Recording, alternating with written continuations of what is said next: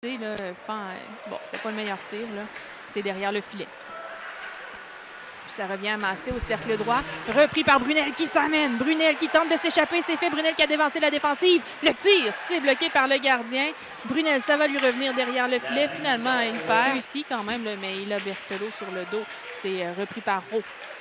Toujours en territoire des Saguenayens. Il va être sûr qu'on fait dévier, c'est bloqué par le gardien. On a bien passé près d'enfiler l'aiguille. Il va à la gauche, renvoyé à la ligne bleue pour Saint-Laurent qui laisse Steiner. Un autre tir, c'est bloqué. À la gauche maintenant, c'est Langlois. Il va d'une passe à Beauchemin. Steiner, un tir, gobé par le gardien. Il n'y aura pas de retour là-dessus. On voit que Steiner, Saint-Laurent qui laisse à Langlois. Langlois à Steiner, le tir bloqué par le gardien, ça lui revient. Steiner renvoie à la ligne bleue, c'est pour Verdon qui va d'une passe à Beauchemin, il perd, mais Saint-Laurent qui a le meilleur. Saint-Laurent, ça lui revient, un tir, c'est bloqué, le retour au début! Beauchemin qui trouve le fond du filet là-dessus, il était bien placé, Beauchemin. Il était bien placé près de l'enclave, ça paye dans cette zone-là. Et je pense qu'il l'a passé sous la jambe du défenseur même, là. Beauchemin qui a trouvé le fond du filet. Qui renvoie à Marino, à la ligne bleue. Marino, le tir qui n'est pas cadré, ça se retrouve finalement repris par Schaefer. Schaefer qui renvoie en zone neutre pour Berthelot. La mise en échec de Marino. Toute une mise en échec. Et là, c'est Lint qui va reprendre. On lui va d'une passe à mettre par derrière le filet. Lint tente de reprendre, mais c'est Lemire qui a le meilleur. Lemire qui renvoie pour Tristan Langlois. On est en territoire des Huskies. En zone neutre maintenant, c'est Ogonovski qui a le contrôle de la rondelle. Ogonovski, la passe transversale pour Beauchemin, le tir et le but! Un deuxième dans ce match. Beauchemin qui trouve le fond du filet.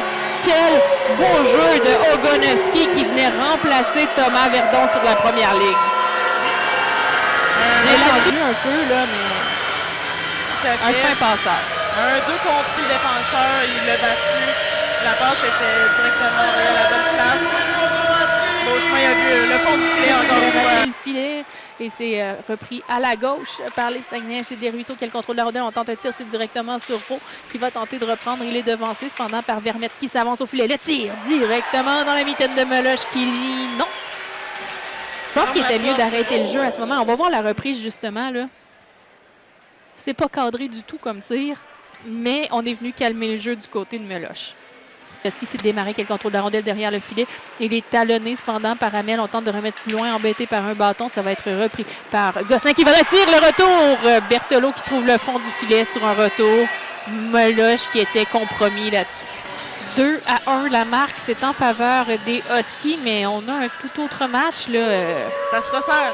Ça se resserre à la droite du gardien des Saguenayens.